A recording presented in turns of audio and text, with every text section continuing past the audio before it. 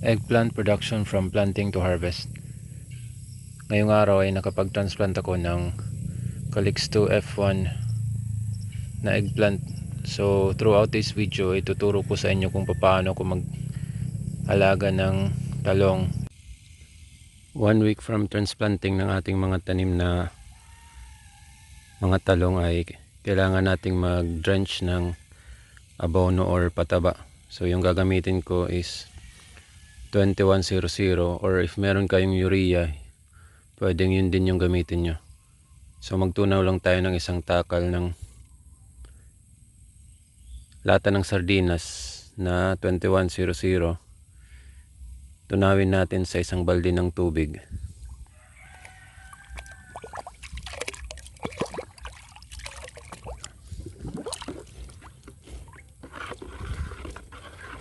Ito yung gagamitin natin sa pag-drench ngayong araw. So isang lata din ng sardinas na tinunaw na abono sa isang puno ng talong na tinanim natin.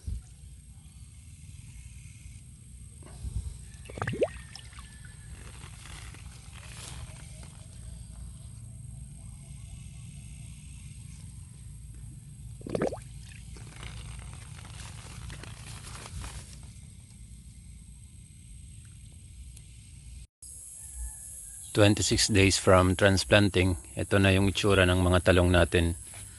So kung mapapansin nyo, may mga tumutubong mga side shoots dito sa stem ng mga talong natin. So yung gagawin natin ay mag-pruning tayo. So tatanggalin lang natin itong mga side shoots na to para mag-focus yung tanim na mapalago itong sa top part ng puno. So lahat ng mga side shoots sa ilalim nitong nagsasanga dito ay tatanggalin natin. Ito yung tinatawag na Y pruning. So gagawin natin yan sa lahat ng mga tanim natin.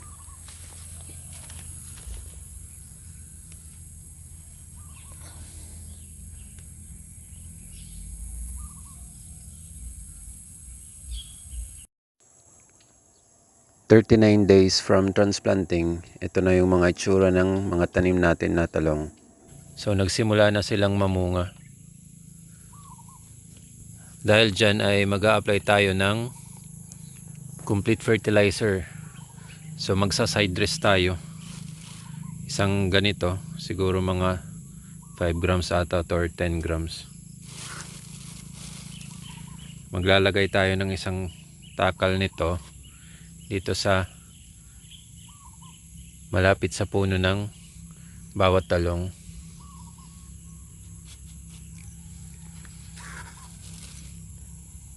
Ginagawa natin ito para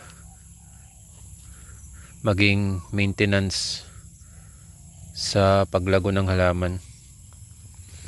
Complete fertilizer or 14-14-14. Ilalagay lang natin dito sa malapit sa puno.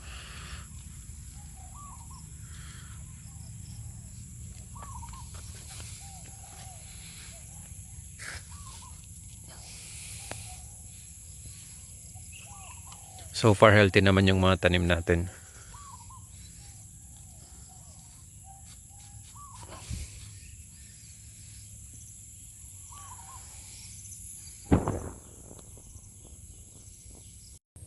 Samahan nyo ako guys ngayong hapon at maglalagay tayo ng trellis. Ito yung vegetable twine bilang suporta sa mga tanim natin na talong. Yung purpose nito ay para hindi matumba yung mga tanim, lalo na kung malakas yung hangin.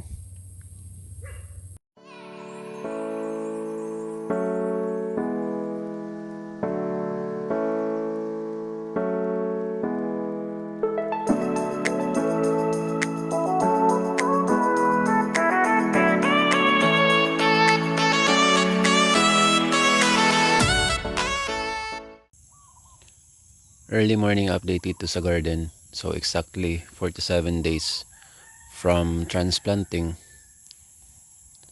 may mga ma-harvest na tayo na bunga ng mga talong. So samahan nyo ko ngayong umaga at harvestin na natin tong mga bunga.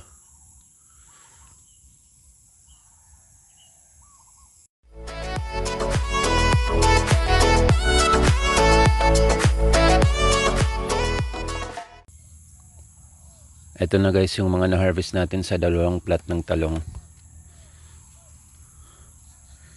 Maganda talaga yung kalidad ng Calixto F1 na variety from East West Seeds. Standard lang yung size, tapos marketable siya. Siguro mga 1 kilo at kalahati ata itong mga na-harvest ko. Hindi na muna ako magbebenta kasi for family consumption lang muna ito.